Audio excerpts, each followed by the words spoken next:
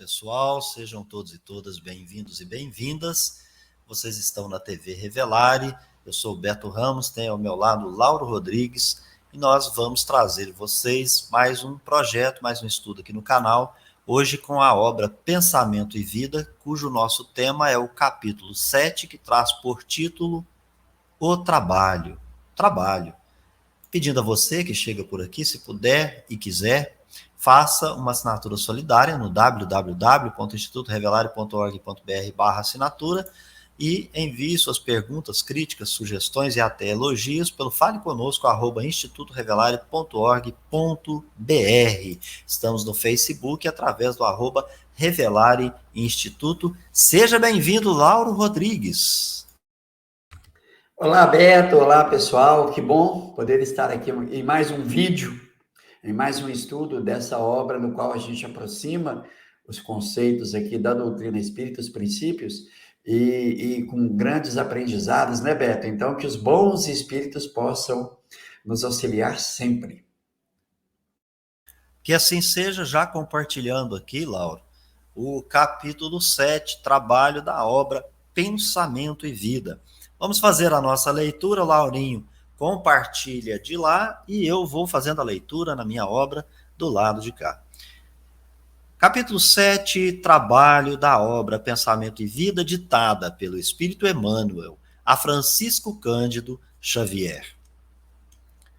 Se nos propomos retratar mentalmente, à luz dos planos superiores, é indispensável que a nossa vontade abrace espontaneamente o trabalho por alimento de cada dia. No pretérito, apreciávamo-lo por atitude servil de quantos caíssem sobre o ferrete da injúria.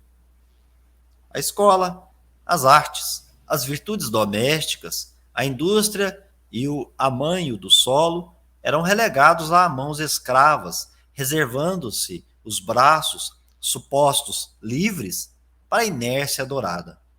Hoje, porém, sabemos que a lei do trabalho é o roteiro da justa emancipação. Sem ela, o mundo mental dorme estanque. Fugir-lhe aos impositivos é situar-se à margem do caminho onde o carro da evolução marcha, inflexível, deixando à retaguarda quantos se amolgam à ilusão da preguiça. O usurário não padece apenas a infelicidade de sequestrar os bens devidos ao bem de todos, mas, igualmente, o infortúnio de erguer para si mesmo a cova adornada em que se lhe estiolarão as mais nobres faculdades do espírito. Não vale, contudo, agir por agir. As regiões infernais vibram repletas de movimento. Além do trabalho e obrigação que nos remunera de pronto, é necessário nos atenhamos ao prazer de servir. Das contingências naturais do desenvolvimento terrestre, o espírito encarnado é compelido a esforço incessante para o sustento do corpo físico. Recolhe de graça a água pura, os princípios solares e os recursos nutrientes da atmosfera. Entretanto, é preciso suar e sofrer em busca da proteína e do carboidrato que lhe assegurem a euforia orgânica.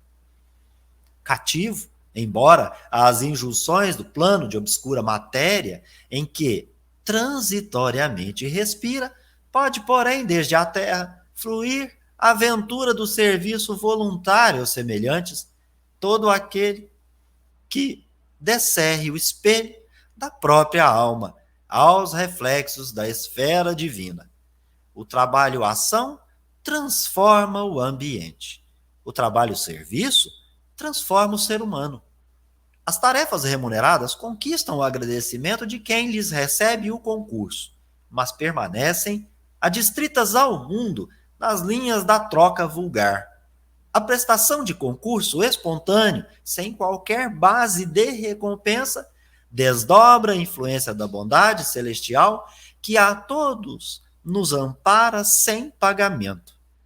à maneira que nos alonga a ascensão, entendemos com mais clareza a necessidade de trabalhar por amor de servir.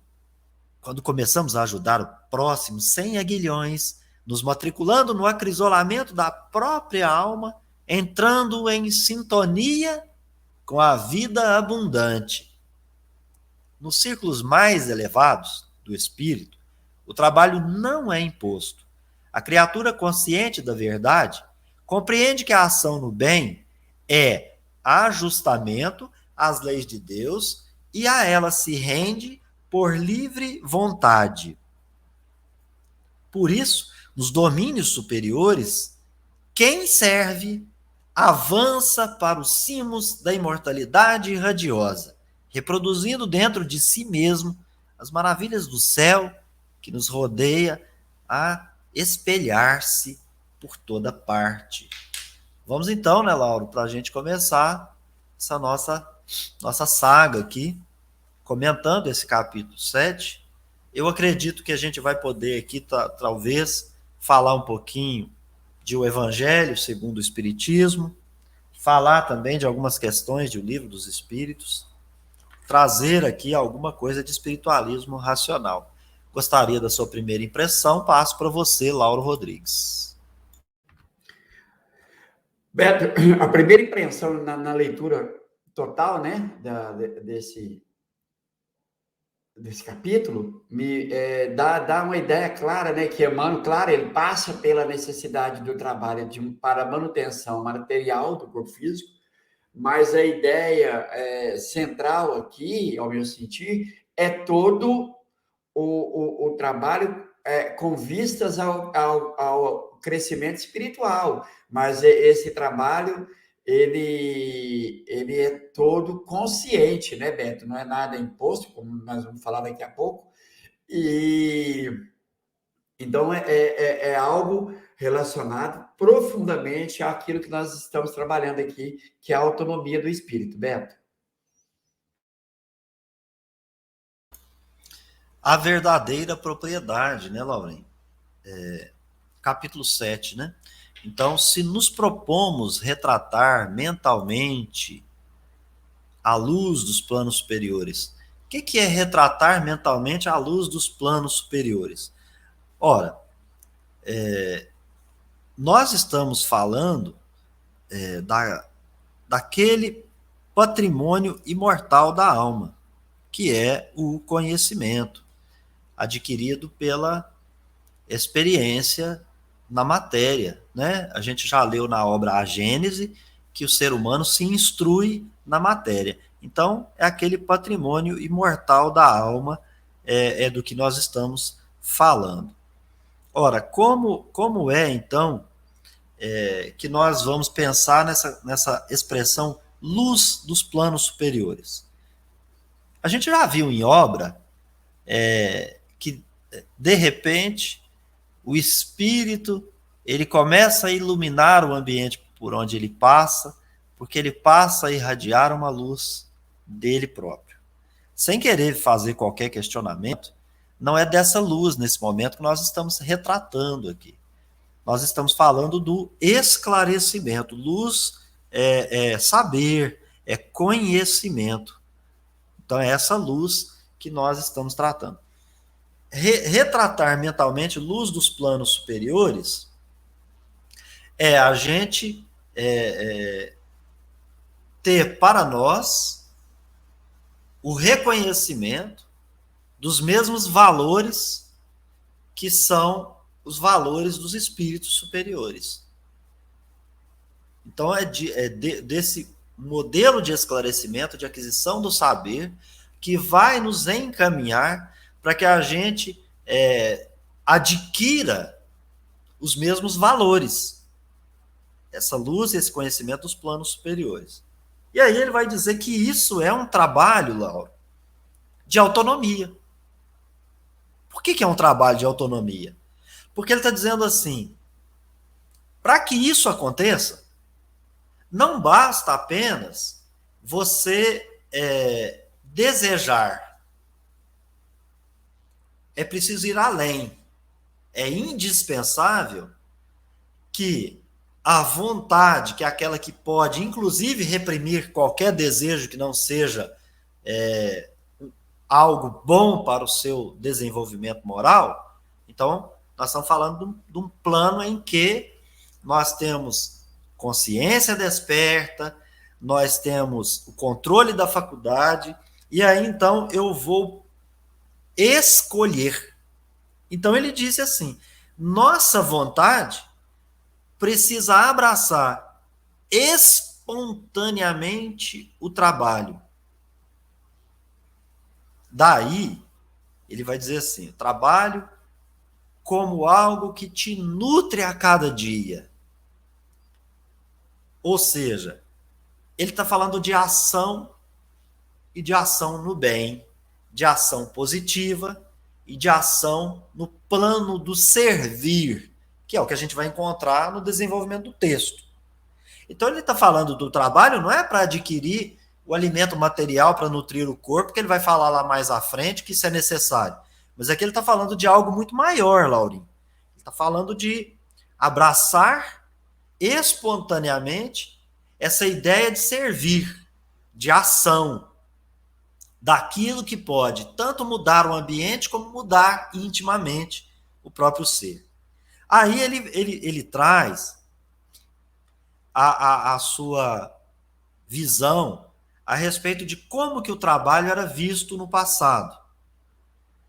Então era uma atitude servil, né, daqueles que só faziam porque, na verdade, eles eram instados pela opinião pessoal, pela censura da humanidade. E é interessante que isso me recorda o espiritualismo racional, onde o Paul Janet vai dizer o seguinte: o ordenamento ao qual o espírito, que já está na fase de agir pela lei do dever, ele não espera a lei determinar uma coação legal externa, ele não espera a opinião e a censura da humanidade, não.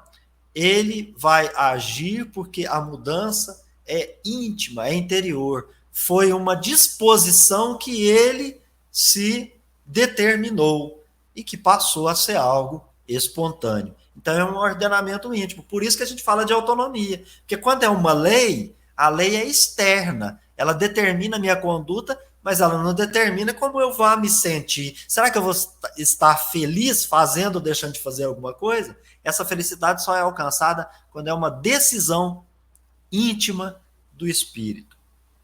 Você querendo me interrompa quando quiser. Aí ele diz assim: a escola das artes, as virtudes domésticas, a indústria, o amanho do solo eram relegados às mãos escravas, reservando-se os braços supostos livres para a inércia dourada. Hoje, porém, sabemos que a lei do trabalho é o roteiro da justa emancipação. E aqui, Laurinho, tem Paul Janet naquela obra Pequenos Elementos da Moral. E eu trago, então, para a gente aqui falar um pouco acerca disso. Então, o Paul Janet, no capítulo 18 do Pequenos Elementos da Moral, ele fala do trabalho. Ele fala assim: todo trabalho é na natureza, tudo está em movimento. Em toda parte só se vê esforço, energia, demonstração de forças. Aí ele fala dos animais, dos pássaros, né? E depois ele vai tratar desse mesmo tópico, e aí me parece que Emmanuel e Paul Janet estão falando uma e a mesma coisa. Se não, vejamos, Laurinho. Os antigos distinguiam, né? Vou compartilhar a tela aqui, que eu acho salutar a gente ter esse compartilhamento aqui, Laurinho.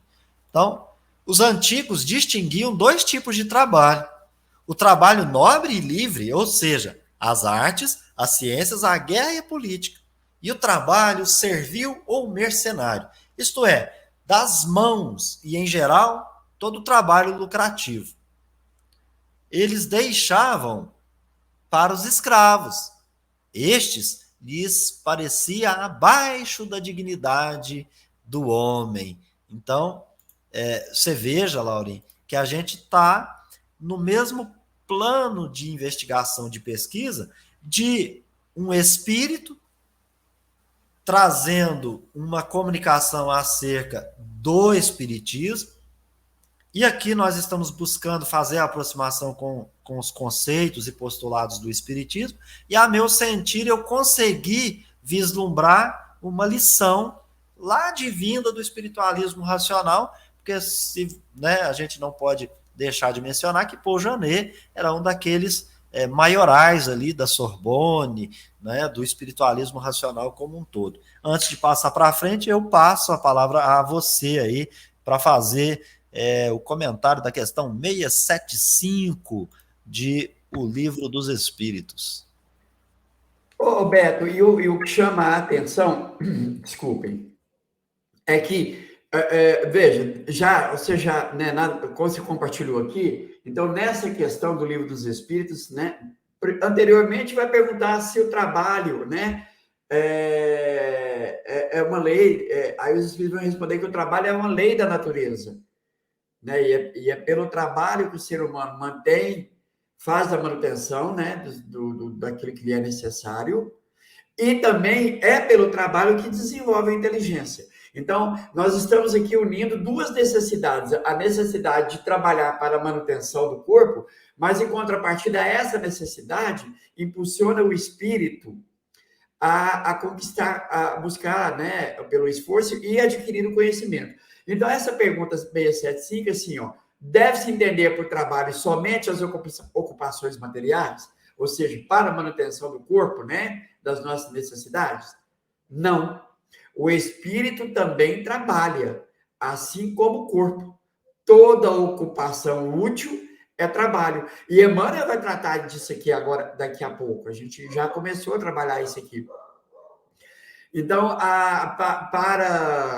para o espiritualismo racional, para a educação do ser humano, o trabalho já é o princípio de engrandecimento. Então, quando nós tiramos a ideia de que o assistencialismo somente ele é bom, a gente cai no equívoco. Nós estamos tirando do ser humano a oportunidade dele, pelo seu próprio esforço, se elevar, né? Se elevar pelo trabalho, ou seja, oferecer para ele algo que ele possa, por si mesmo, se manter, né, manter os seus, e também avançar naquilo que a gente chama aqui do desenvolvimento da inteligência. Beto? Beleza, Lauren, mantém aí ainda o Livro dos Espíritos, mas eu vou fazer uma leitura aqui breve e a gente já logo compartilha aqui. Porque eu acho que faz todo sentido a gente mostrar para as pessoas que o Emmanuel, de fato, quando ele destoar do Espiritismo, é preciso esquecê-lo como ele próprio pediu, mas é preciso enaltecê-lo todas as vezes que ele estiver trazendo as mesmas letras, talvez sobre outras roupagens. E ele então diz aqui, Lauren, que hoje, porém, sabemos que a lei do trabalho é roteiro da justa emancipação. Sem ela, o mundo mental dorme estanque. Fugir-lhe aos impositivos é se situar à margem do caminho onde o carro da evolução marcha, inflexível, deixando a retaguarda quanto se amolgam à ilusão da preguiça. Então, claro que ele está dizendo o seguinte, ninguém retrograda, mas pode ficar inerte, e aí ele não avança. Obviamente é uma lei, né, Lauro? Se você não avança, mas o que está ao seu lado continua andando, ele vai chegar num ponto antes de você, isso é fato. Então é isso que ele diz. E aí eu queria trazer junto com você as questões 674, 675, 676. Lá na 674, você falou para nós, né, aí agora há pouco, com toda a propriedade, que a necessidade do trabalho é uma lei da natureza. Vamos lá para o compartilhamento aqui, para que todos possam usufruir. Então, o trabalho é uma lei da natureza. O trabalho é uma necessidade. E se é uma lei moral, faz todo sentido que seja uma necessidade, uma lei da natureza. Por quê? Porque é o trabalho que vai fazer com que a gente utilize a nossa faculdade da inteligência, né? Só devemos entender por trabalho, se não as ocupações materiais? Não. O espírito também trabalha como o corpo. Toda ocupação útil é trabalho, você já falou. E agora vamos entrar na 676. Por que o trabalho é imposto ao ser humano? É uma consequência do mundo de prova e expiação que você está vivendo aí. É uma necessidade do corpo. Se você tiver num mundo mais avançado, né, Laurinho? Mundos superiores, mundos inferiores, que vocês trabalharam aqui, no Evangelho segundo o Espiritismo, nós vamos perceber que o espírito vai começar a preocupar mais com a sua própria espiritualização do que com a matéria. Então, as suas ocupações serão mais voltadas ao espírito. Mas ele não vai deixar de servir, ao contrário, ele até vai servir com mais, né, eficácia. Então, é uma consequência de sua natureza corpórea. Ou seja, lá no mundo primitivo, o trabalho será de uma determinada maneira, como no mundo de provas e expiação, o trabalho vai ser de outra. E assim sucessivamente até os mundos ditosos. O trabalho é toda ocupação útil, então o espírito vai trabalhar todo sempre. Então ele vai dizer, é uma expiação? Por que é uma expiação? Porque sofre, eu sinto frio, eu sinto calor, eu sinto cansaço, eu sinto fadiga, eu vou suar, eu vou cansar meus músculos. Se eu não fizer um movimento adequado, minha coluna vai, né, responder negativamente, né, Laurinha? Então, é uma expiação, mas, ao mesmo tempo, meio de aperfeiçoar a sua inteligência. E é por isso, Lauro, que nós não temos essa condição binária. O contrário do bem é o mal. Nós temos o contrário do frio é o calor. Como o Paulo já nos ensinou aqui, Laurinho, frio e calor é temperatura. E quando a gente fala de uma expiação, mas ao mesmo tempo meio de aperfeiçoar a inteligência, o trabalho ele é um instrumento de aperfeiçoamento do espírito. Agora, vai depender do espírito como que ele vê isso. Então, por que existe o bem e o mal? Porque existe já um espírito que só pratica o bem, mas tem aquele que é ignorante, que ele não sabe por que ele tem que praticar esse ou aquele ato, e assim sucessivamente, o trabalho seria a mesma coisa. Então, na prática, ele está falando assim, olha, é um sofrimento, mas é um sofrimento de aperfeiçoamento. Então, quando você compreende como fazer, como ser útil, né, atuar de conformidade com as necessidades suficientemente para atender a isso e não mais, aí você está aperfeiçoando. Enquanto você não consegue compreender esse ponto, você está no princípio. Aí você começa sofrendo e tal. Para quê? Para a sua inteligência ficar desperta e você vai desenvolvendo ela à medida que o tempo vai passando nas sucessivas reencarnações, né? E essa questão que eu queria compartilhar. Sem o trabalho, o ser humano permaneceria no quê? Na infância intelectual. O que o Emmanuel falou? Sem a lei do trabalho, o mundo mental dorme, estanque, parado. Então eu fico na infância, eu fico no começo. Não tá próximo? Então, questões 674 a 676. Aí, Lauro Rodrigues, devolvo a você. Perfeito, Beto, muito bom. E aí, aqui nós estamos falando então da necessidade do trabalho e essa necessidade desenvolve a parte intelectual.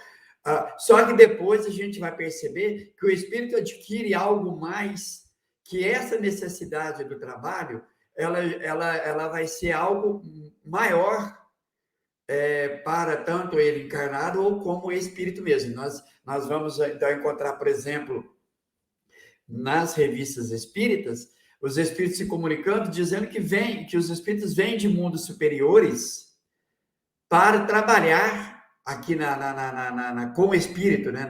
não encarnado, para trabalhar auxiliando aqueles encarnados nesses mundos de prova e expiação ou mundos inferiores. Então, a gente percebe que o movimento ele é constante. E da mesma forma que trabalha o bem, e o Beto agora há pouco o disse, também trabalha a ignorância, que aí a gente vai chamar de o mal. Então, é nesse sentido que a gente vai também observar a fala de Emmanuel aqui, Beto. Então, Laurim, interessante. Vamos pegar o exemplo que ele traz aqui para nós. Ele fala assim, o usurário. O usurário é aquele que tem uma riqueza, que empresta o dinheiro e que ganha juros extorsivos, e o seu objetivo sempre é angariar os bens dos outros e fazer com que aquele bem sirva para os seus propósitos, não sirva à humanidade de modo geral. A gente já estudou por que temos a fortuna e por que nós necessitamos de que a fortuna seja, então, ela usada em benefício de todos. Vejam que não é só falar em divisão, nós estamos falando disso. A ideia nem é essa. A ideia é fazer com que essa fortuna sirva ao maior número de pessoas, sem que você coloque na mão de cada um tantinho. Por quê? Porque senão ele não faria efeito se você dividir em porções. Acabaria. A gente já estudou isso no livro O Evangelho segundo o Espiritismo, né? Mas então ele traz esse exemplo de dizer o seguinte, ó, esse cara que é um usurário, ele não vai ser apenas infeliz, não. Além de ser infeliz, ele vai enterrar todas as suas faculdades, ou seja, ele é aquela criatura que o seu mundo mental está parado nesse hábito, nesse vício de egoísmo, que é querer tudo para si, é o usurário. O Paul Janet, lá no Espiritualismo Racional, explica bem sobre isso. As pessoas que quiserem ver as paixões desdobrando para poder entender aquele capítulo de O Livro dos Espíritos, pode buscar no Pequenos Elementos da Moral, que vai ter uma experiência fantástica. Então ele vai dizer que o usurário não padece apenas a infelicidade de sequestrar os bens devidos aos bens de todos, mas igualmente o infortúnio, a infelicidade, de erguer para si mesmo a cova adornada em que se lhe estiolarão as mais nobres faculdades do espírito. Ou seja, como ele não pensa no próximo, pensa só em si mesmo, as faculdades que ele tem para poder usar em benefício do todo, ele enterra isso.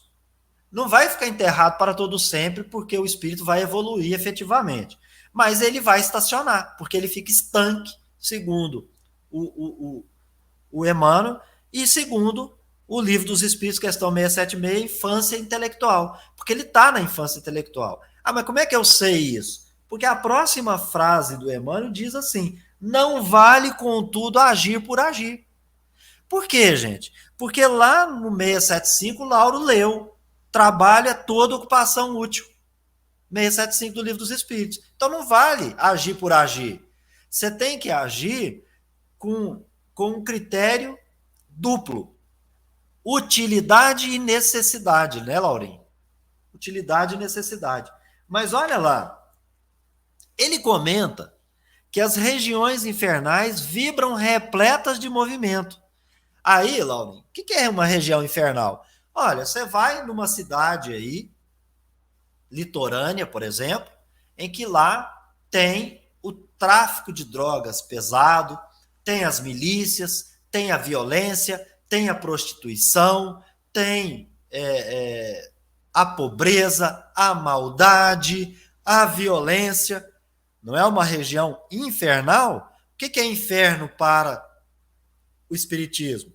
Infelicidade, que pode ser sentido em qualquer lugar do universo.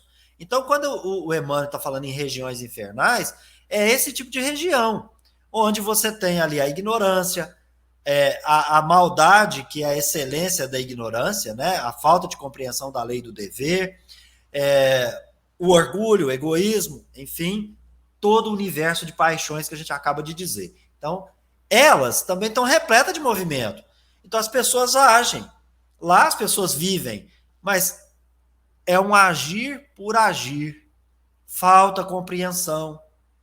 Tem o movimento, mas não é uma ocupação útil, não atende à necessidade do próximo. E ele vai, então, dizer isso.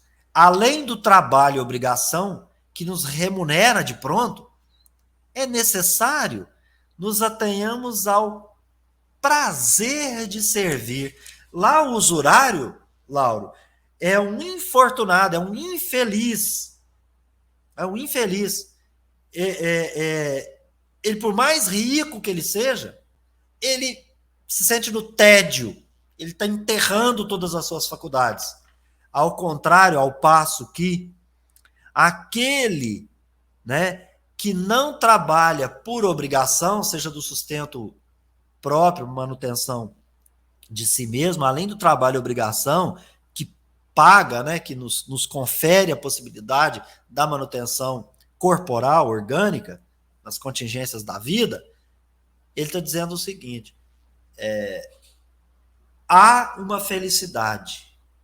E quando você começa a prestar atenção, você volta a atenção para isso, você verá que você tem prazer de servir. E esse prazer aqui não é prazer e dor, é felicidade, né? É nesse sentido. E aí voltamos ao primeiro parágrafo.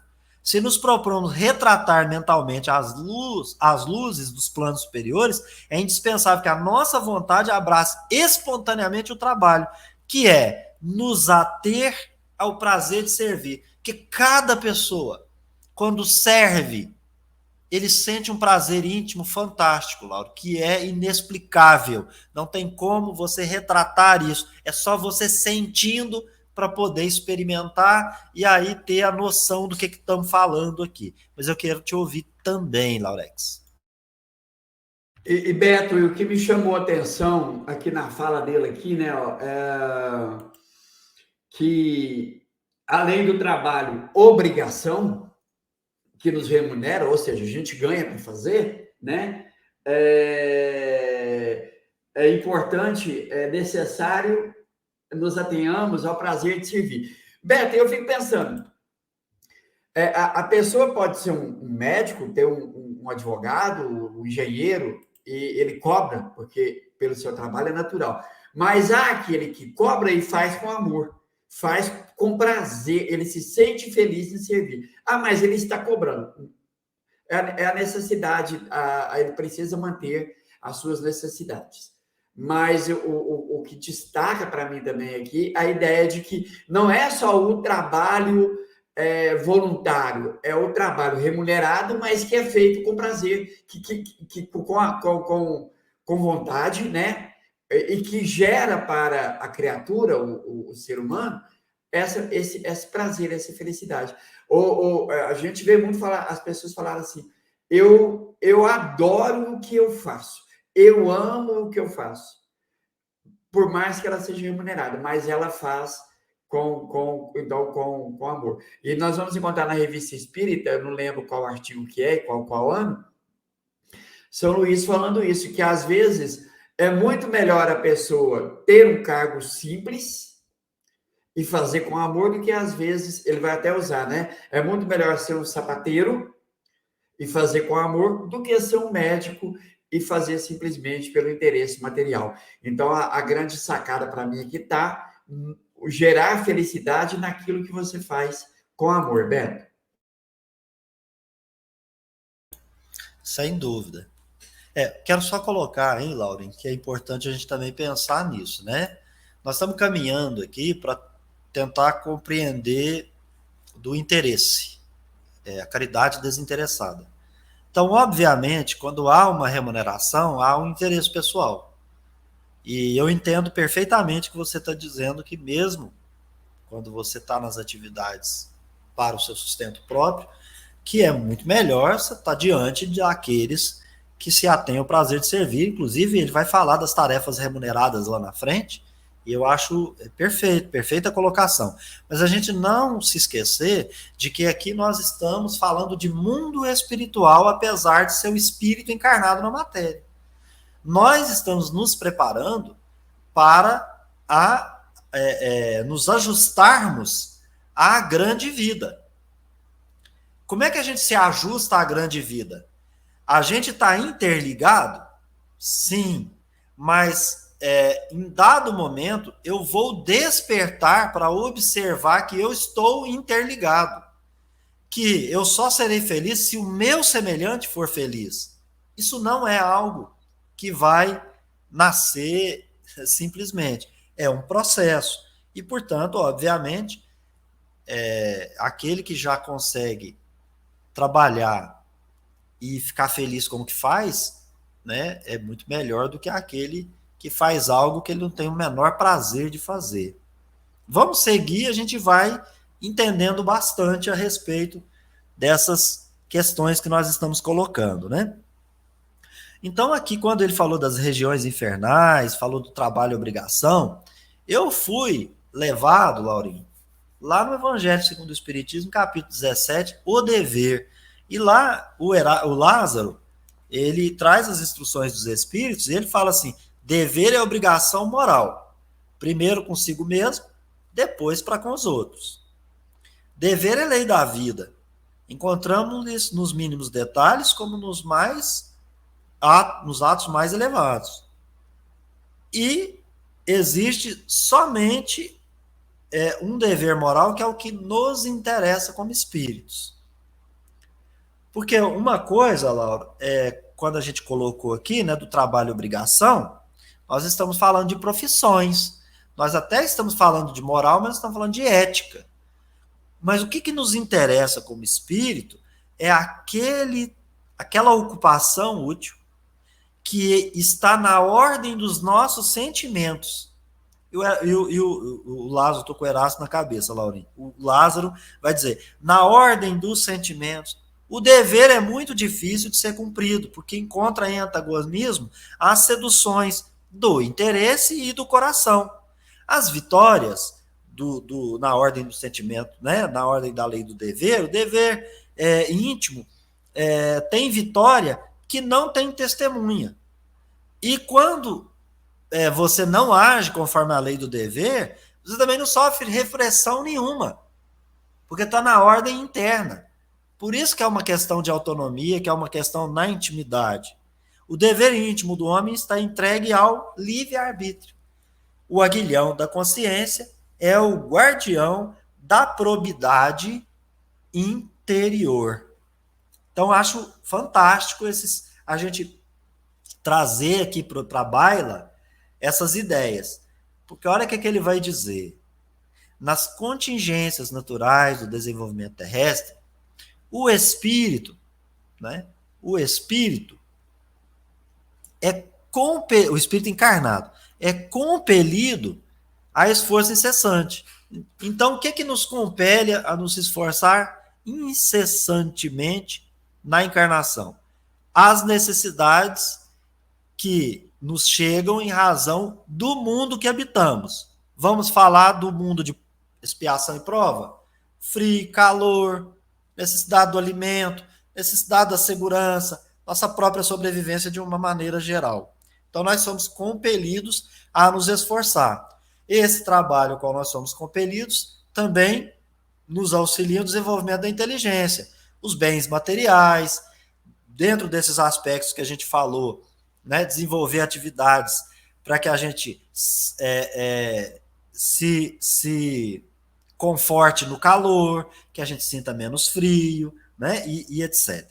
Então, para sustentar o corpo físico. Aí ele diz assim, tem coisa que está de graça, você já percebeu? Ó, água, né? Os raios solares, o oxigênio e outros que a gente retira da atmosfera. Agora, ao mesmo tempo que nós recebemos essa misericórdia divina, a gente tem a nossa necessidade da manutenção orgânica, né? Isso é em razão do planeta que habitamos. Então, se a gente estiver em Júpiter, vocês já explicaram que as necessidades são outras. Aí ele diz assim, cativo embora às injunções do plano de obscura matéria, ou seja, preso nessa situação do mundo em que você habita, seja primitivo, de prova e expiação e etc., em que transitoriamente respira, porque a lei é de progresso, vai evoluir querendo ou não, pode, porém, desde agora, desde a encarnação, desde a Terra, um mundo de provas e expiações, fruir, adquirir, ter ventura, felicidade, já desde agora. Ah, a felicidade não é deste mundo. Não é, porque o mal, ele parece que ele está impregnado pela própria ignorância. Nós temos pouco conhecimento. Então, aquele que adquire um pouquinho, um cadinho, né, Laurinho, de conhecimento, ele já é feliz desde agora. Como que isso acontece? Ele vai dizer, olha, experimenta o serviço voluntário, Laura. Além do trabalho e obrigação que nos remunera de pronto, é necessário que nos atenhamos ao prazer de servir. Então, você falou da atividade remunerada, que a pessoa que tem prazer de servir, ela já é feliz. Mas ele está dando um passo além para dizer, quando o serviço é voluntário, não é para você, não tem interesse pessoal, questão 895, né? Então, você é feliz, você já vai experimentar, fruir é experimentar, fruir, viver essa felicidade do serviço voluntário aos semelhantes, né? Todo aquele que descerre o espelho da própria alma, ou seja, eu vou expurgar, eu vou pela minha vontade reprimir meus maus desejos, eu vou reprimir meus vícios, e vou descerrar. O que quer dizer? O que é descerrar? Eu estou tirando um véu que está me cobrindo para que eu possa espelhar o que já o espírito puro faz, o que já o espírito superior faz. Eu posso desde agora. No meu tamanho, eu não me torno espírito puro, mas eu ajo ou eu sirvo, conforme ele vai colocar em seguida. Então, todo aquele que descerra, né, que tira esse véu, e que então ele passa a irradiar, a espelhar os reflexos da esfera divina. Você não recebeu coisa de graça lá? Você tem que agir aqui agora para conseguir algumas coisas para você. Mas desde já, você também pode ser, no seu tamanhozinho, alguém que espelha aquele Deus que te deu a água limpa para você beber de graça, o raio solar, o oxigênio para você viver aqui na Terra. E como é que você faria isso? Como é que você poderia ser do seu tamanho aí e servir aos outros, né? Como o próprio Deus, nesses aspectos mencionados. O trabalho-ação transforma o ambiente. O trabalho-serviço transforma o homem. Tarefa remunerada conquista agradecimento de quem recebe o concurso, mas está no campo da troca. Aquela que é concurso espontâneo, sem qualquer base de recompensa, desdobra a influência da bondade celestial que todos nos ampara sem pagamento. Então, o que eu estou entendendo? Que o trabalho-ação transforma o ambiente, né? Então, há o concurso daqueles que estão ao redor, porque está todo mundo agindo, transforma o ambiente. Mas quem serve transforma a si mesmo, intimamente. Então trabalho-ação, penso eu, para tarefa remunerada, e trabalho-serviço, que vem de servir, para concorrer espontaneamente, sem qualquer base de recompensa. Por isso que eu acho que ele fez a divisão. Passo para você, Laurinho.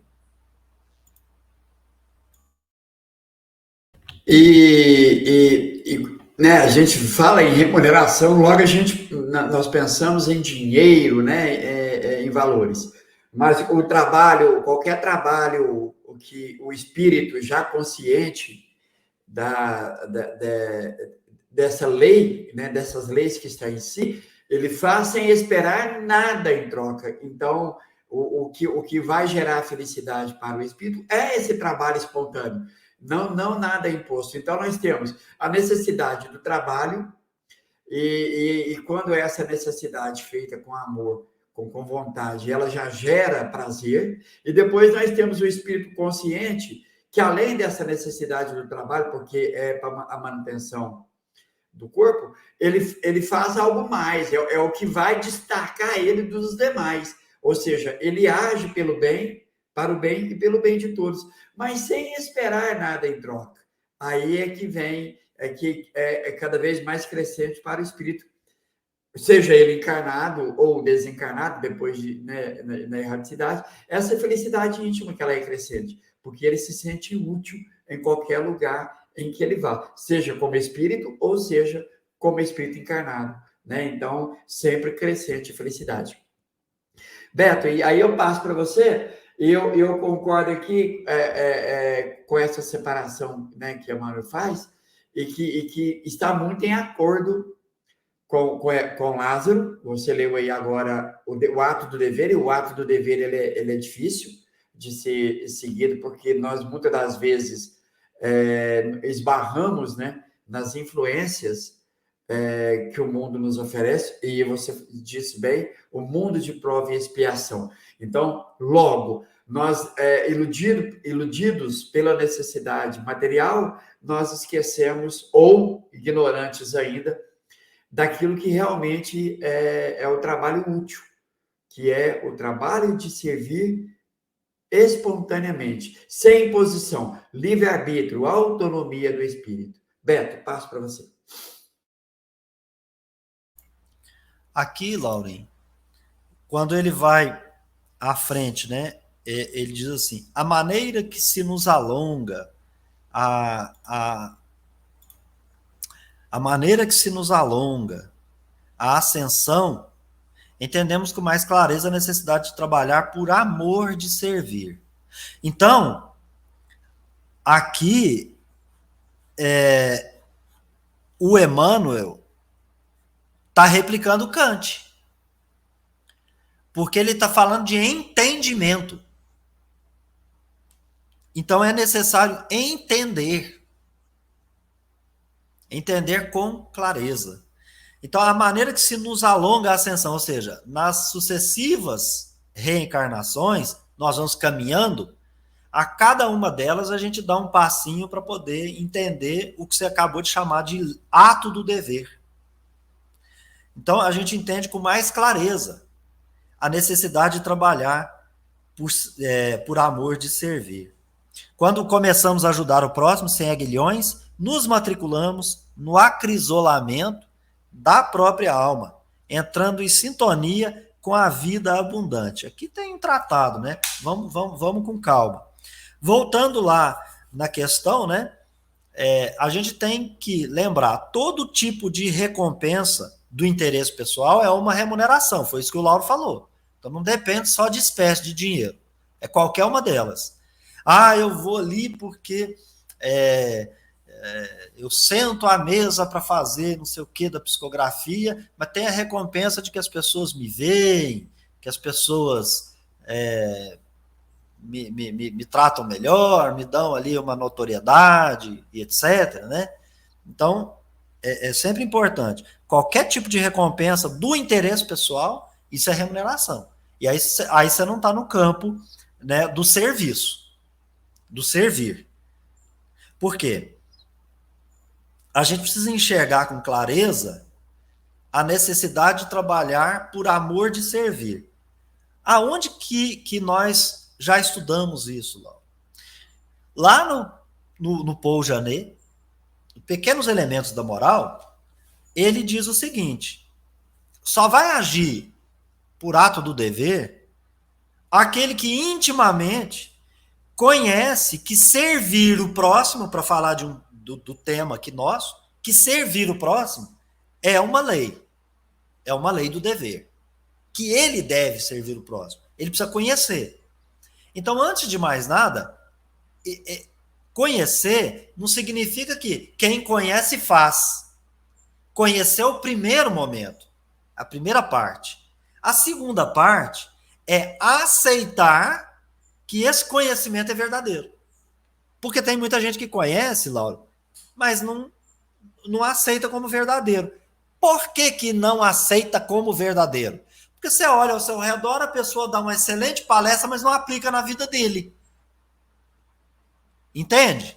Ele não passa pelas expiações e as provas que esse ato, para ele, vai o sujeitar.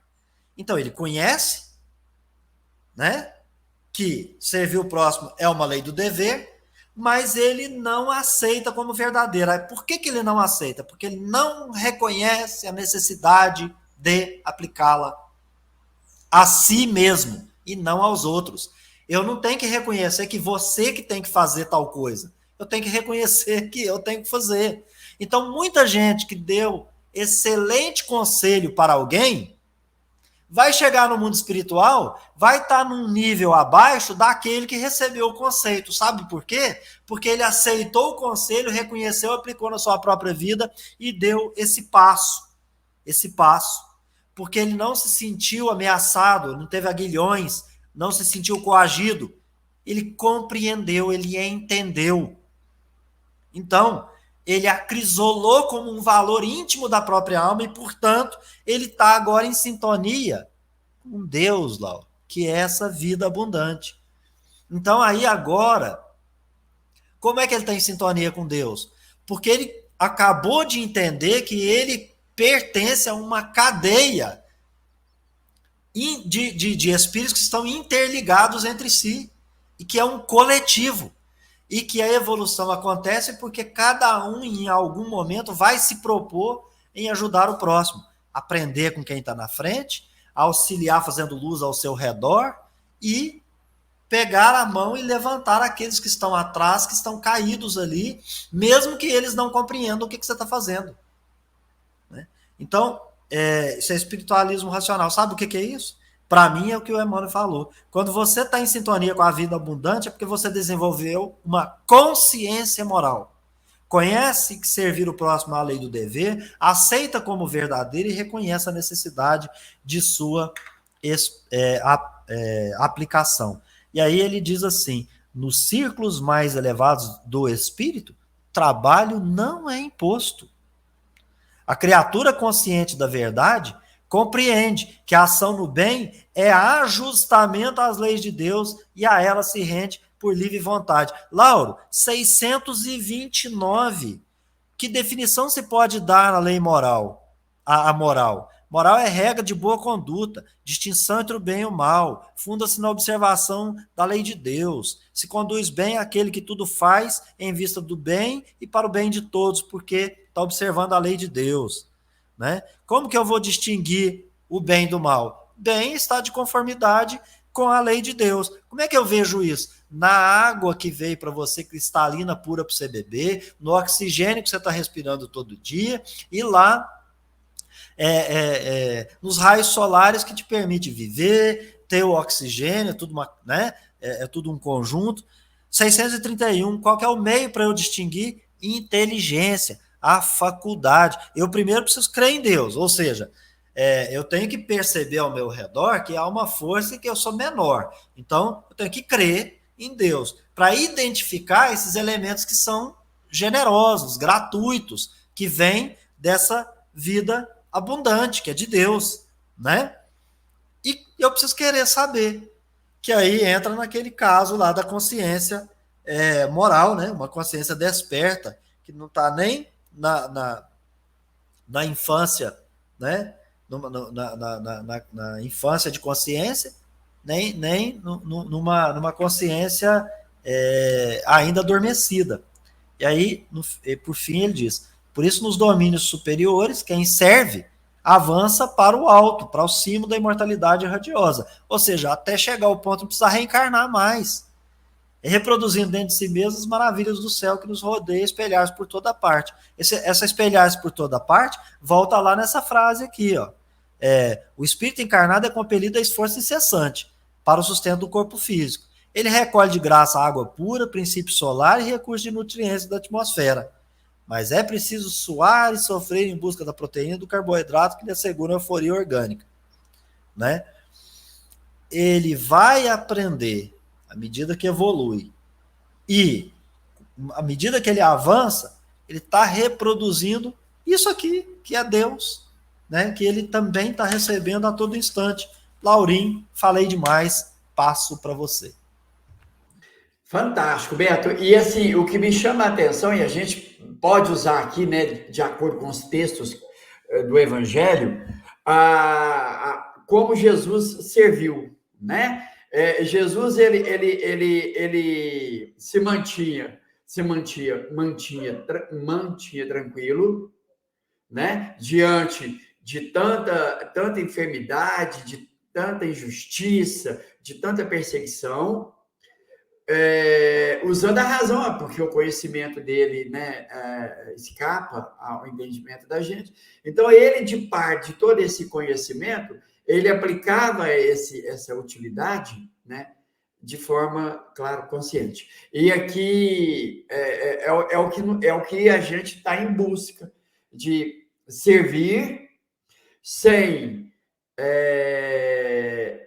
se desequilibrar, né, diante de tudo isso que ocorre nesse mundo de prova e expiação como o nosso, e fazendo luz. E a diferença é o conhecimento em ser útil, fazer o bem, mas assim, saber que tudo está sobre as vistas de um ser supremo.